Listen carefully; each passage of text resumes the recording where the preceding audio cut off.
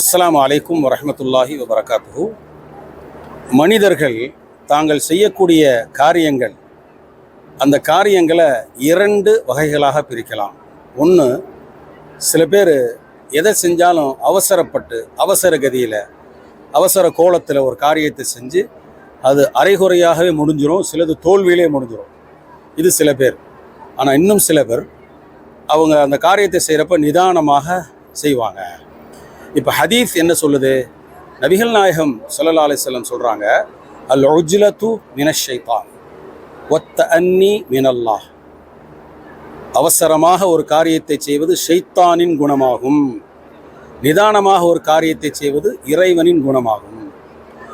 எந்த காரியத்தை செஞ்சாலும் அவசர கதியின்றி நிதானமாக செய்ய வேண்டும். அவசர கதியில் செய்யக்கூடாது.